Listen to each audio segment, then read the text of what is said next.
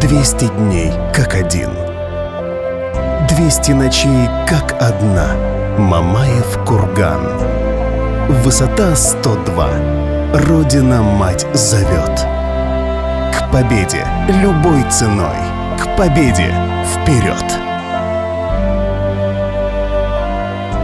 Самым монументальным памятником в мире из посвященных Второй мировой войне является памятник-ансамбль героям Сталинградской битвы на Мамаевом кургане в городе Волгограде.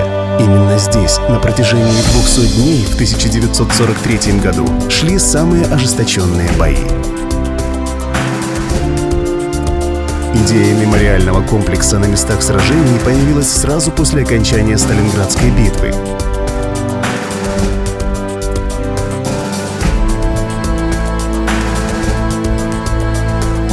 Строительство началось только в 1957 году и длилось 8 лет. Композиционный центр комплекса — статуя «Родина-мать зовет». Она является аллегорическим образом Родины, зовущей своих сыновей на бой с врагом. Сталин лично выбирал автора. Им стал скульптор Евгений Вучетич. Сложнейшие расчеты устойчивости конструкции делал доктор технических наук Никитин.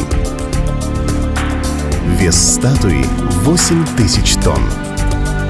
Высота статуи — 85 метров. Она выше статуи Свободы в Нью-Йорке — 46 метров и статуи Христа Искупителя в Рио-де-Жанейро — 38 метров. Статуя «Родина-мать зовет» занесена в Книгу рекордов Гиннесса как самая большая на тот момент скульптура-статуя в мире. А с 2008 года комплекс является одним из 7 чудес России и находится под охраной ЮНЕСКО.